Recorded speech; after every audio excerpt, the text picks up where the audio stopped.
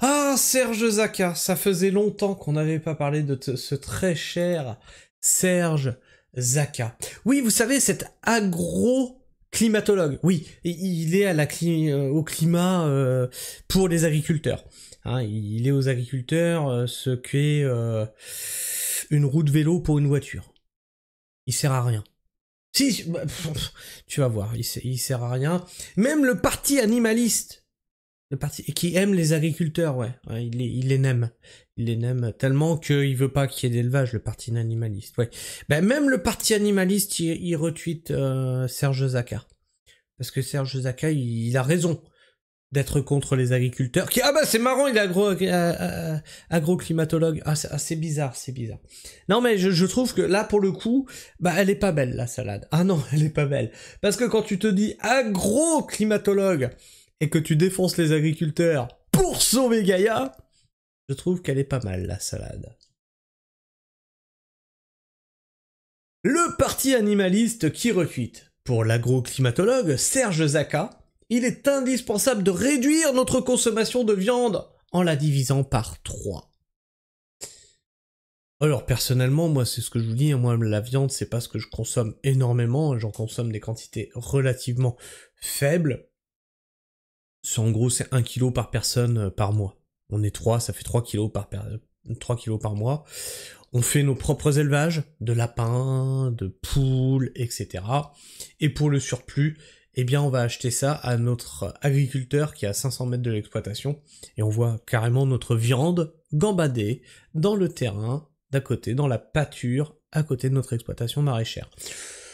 Donc j'ai envie de te dire que moi, plus local y a pas, je vois pas pourquoi je diviserais ma consommation de viande par 3 parce qu'elle est déjà diminuée. Il faudrait savoir diviser par 3 par rapport à quelle quantité, hein, de quelle quantité on parle quand on parle de diviser par 3. Dans l'absolu, je suis pas foncièrement contre, ça dépend de quelle quantité on parle, à quelle quantité vous voulez arriver. Mais moi je trouve assez rigolo que il demande de diminuer notre consommation de viande en la divisant par 3, alors que ce mec est agroclimatologue, donc est avec des agriculteurs qui eux-mêmes ont des élevages. Donc il veut tuer l'agriculture française. Dans le même temps, on a le Mercosur pour importer de la viande, mais ça, non, ça pollue pas, c'est dans un autre pays, ça va, ça pollue pas. Puis le voyage en cargo, ça pollue... Non, c'est bon ça. C'est-à-dire qu'admettons que même un mec comme moi, tous les Français deviennent comme moi. C'est-à-dire qu'ils me bouffent 1 kg de viande par mois. Mais que ça vient de l'autre bout du monde, tu crois que c'est mieux? Réfléchis avec ta tête. Avec ta tête, ouais. Le parti animaliste prône une réduction de 50% de la consommation des produits animaux, tu vois. Même le parti animaliste est moins demandeur que Serge Zaka. Serge Zaka, il veut diviser par 3. Le parti animaliste, il dit « Oh, on veut juste diviser par 2 ». Ah mon dieu, quand t'essayes d'être plus royaliste que le roi. Alors, attends, on va aller voir dans les commentaires et puis on va aller lire cet article parce que je pense que ça va être à pas piquer des hannetons. Allez, s'il te plaît, charge-moi les commentaires. Bon, bah, il y en a pas plus. Pas d'animaux dans mon assiette, le grand massacre, ça suffit! Bah oui, bah oui.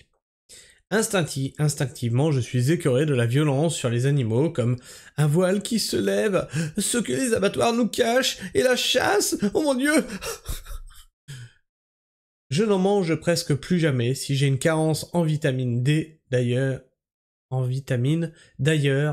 Enfant, j'aimais tendrement les animaux, je dessinais une, on n'aura pas la suite. Non, j'aime trop la viande. Et puis, vous ne trouvez pas que demander aux gens de faire quelque chose sans contrepartie, si j'arrête la viande, j'aurais quoi du parti animaliste? On vous emmerde, les nazis de gauche. Je consomme de moins en moins de viande par goût, mais je suis contre de nous culpabiliser d'en consommer. Le look. Ah ouais, t'aimes ce look, toi. Bah, tu devrais aller voir la playlist Serge Zaka pour savoir d'où ça vient et pourquoi c'est une fraude. Ça me donne faim, je vais me faire un steak, tiens. Ce serait un bon début. Et là, voilà l'image des foutus gauchistes de merde, ça c'est un élevage français, ça pour eux, ça c'est dans leur tête, tu vois. Ça c'est justement les élevages du Mercosur, bande de cons, qu'on a signé, oui, on était tous contre, hein, en France, hein. Ah oui, oui, on était tous contre, parce que ça c'est pas des élevages français, ça, avec des pâtures, enherbées, etc. Ça, pour le coup, c'est un camp de concentration à animaux. Voilà, mais ça c'est leur excuse, ça. Bah justement, c'est dans les pays étrangers, espèce d'abrutis, va. Soyez honnête, votre idéologie est de supprimer l'élevage au nom du bien-être animal et non pour le climat. Voilà, ça c'est... Voilà. Mais l'honnêteté et le parti animaliste, c'est deux choses différentes. Et du coup, on a Serge Zaka qui est en contact avec les agriculteurs, mais qui les insulte dès qu'il est pas content, dès qu'il est pas d'accord avec eux. Qui veut aussi détruire l'élevage. Toute une filière agricole. Elle est pas mal, la salade. Serge Zaka, agroclimatologue. Réduire notre consommation de viande est indispensable. Oui. À partir de quoi? Parce que chacun a une consommation de viande différente. Comme je viens de te dire, moi j'ai une consommation de viande de 1 kg par mois. Faut que je la divise par 3. Moi aussi. Je suis concerné ou pas? Spécialiste du changement climatique et de son influence sur l'agriculture, l'agroclimatologue Serge Zaka s'est prêté au jeu du vrai-faux pour le progrès concernant l'impact de la filière bovin-viande sur l'environnement. L'élevage d'animaux est le secteur le plus polluant de l'agriculture. Vrai. C'est Serge Zaka qui le dit.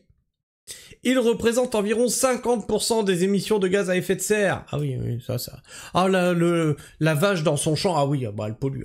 Ah oui, elle pollue. Alors, ça c'est bien. Parce que effectivement, ton chiffre, je pense qu'il est réel. À l'échelle mondiale, d'accord? C'est-à-dire en prenant en compte ces élevages-là. Tu peux nous refaire la même maintenant avec la France? C'est-à-dire que tu prends... la pollution émise en France et tu nous dis combien ça représente l'élevage français en taux d'émission de gaz à effet de serre. Non, juste comme ça, juste pour voir si ça colle ou pas. Principalement à cause du méthane émis par les ruminants. En comparaison, l'impact des abattoirs et du transport est relativement faible. C'est-à-dire que le bateau cargo qui te livre de la viande du Mercosur, avec des élevages comme ceci, ah non, ça c'est... Non, c'est négligeable, c'est faible. Oh, une paille. L'autre moitié des émissions agricoles provient de la fertilisation des cultures, notamment via des engrais de synthèse. Comment tu crois qu'on peut fertiliser les champs sans engrais de synthèse? Avec du fumier. Et le fumier, il est produit par qui? À l'échelle de 1000, mais 1000 par l'élevage. Eh oui. Alors tu veux supprimer les élevages? Bah plus d'engrais naturels, donc obligé de faire des engrais de synthèse. Et là on va te dire, ah merde, ça coince, ah merde, encore plus d'engrais de synthèse dans les champs, parce qu'il y a plus de fumier, il y a plus de lisier, il y a plus rien. Oh merde. Ah, la bonne idée.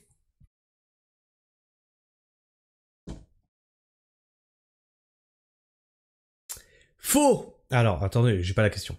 L'élevage n'a aucun impact positif sur l'environnement. Faux. L'élevage joue un rôle essentiel dans l'équilibre entre production animale et végétale. Ah oui, mais il pollue! Les déjections animales fertilisent naturellement les sols, limitant ainsi le recours aux intrants chimiques. Donc là, on est d'accord.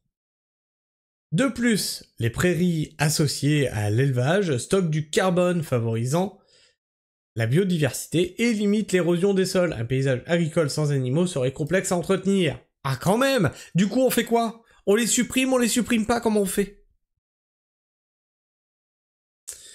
Les Français doivent réduire leur consommation de viande. Vrai.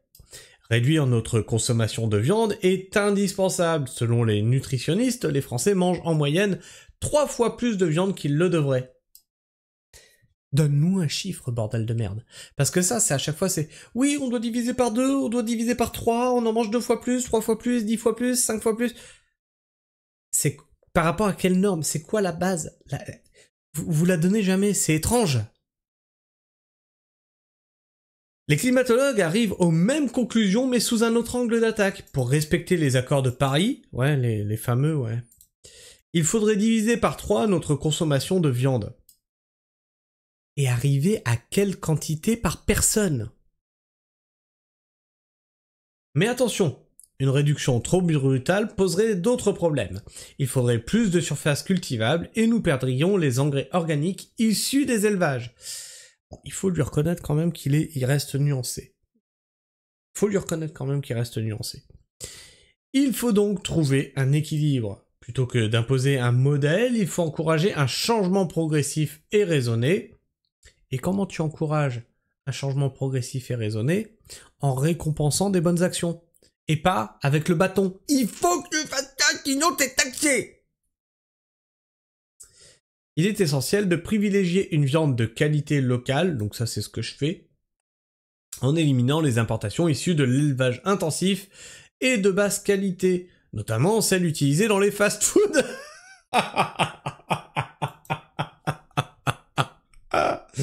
Oh Serge. Attendez, vous allez voir pourquoi je rigole.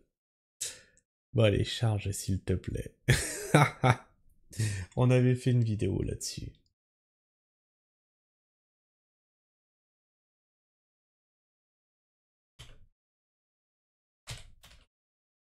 Alors attends, bouge pas. Bon. Pourquoi ça pas tapé? Pragma Actu. Alors, tac. On va bien réussir à le trouver. Voilà! On a... Donc tu tapes ça, tu vois, tu tapes ça dans ton truc de recherche. Serge Zaka, Pragma Actu. Et tu vas voir, l'écologiste, fan de malbouffe, le mec collectionne des emballages de McDo. Et il vient te dire, attention, faut pas y aller. Non, mais c'est pas mal. Nous avons encore beaucoup d'efforts à produire.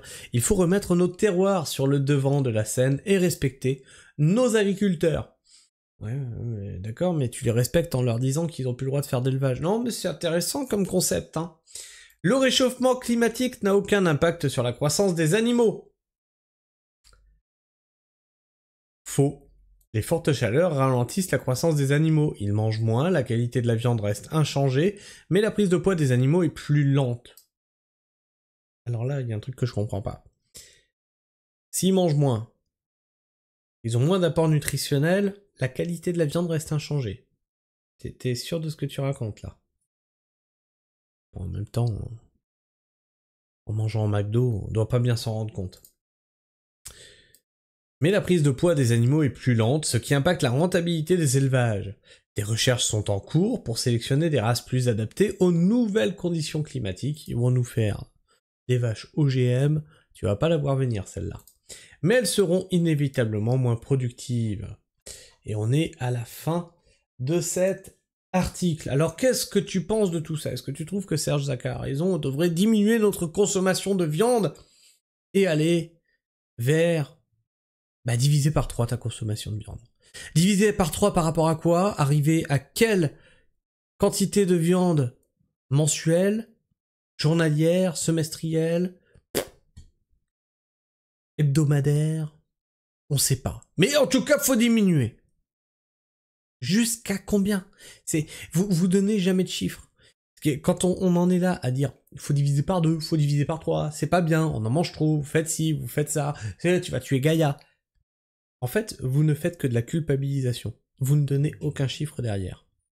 Est-ce que je dois culpabiliser de manger 1 kilo de viande par mois ou pas? Est-ce que je suis concerné? Je ne pense pas. D'autant que mes élevages, je les fais moi-même. Je ne demande pas à un abattoir de tuer mes animaux. D'accord? Enfin bref. Je sais pas ce que tu penses de tout ça, n'hésite pas à me partager ton avis, ton opinion dans l'espace commentaire, à t'abonner, si ce n'est déjà fait, et à vérifier que tu l'es toujours, puisque YouTube en désabonne certains d'entre vous. Et n'hésite pas non plus à partager cette vidéo pour bien montrer et démontrer que parti animaliste, climatologue, tout ça, tu vois, ça fait des petits câlins, ça fait des étincelles pendant que, quand on a des personnes comme Patrick Legras qui viennent commenter sous les publications de Serge Zaka, se font insulter, se font traiter comme des merdes, alors que eux sont agriculteurs. C'est intéressant. Là, ça fait des étincelles, mais d'une autre manière. C'est étrange. C'est étrange. Puis tu peux liker cette vidéo pour la rendre plus visible dans les algorithmes de YouTube, mais surtout ça m'encourage à continuer le travail que je fais sur cette chaîne. Sur ce, moi je vous fais la bise, prenez soin du sol, et restez pragmatique. Ciao.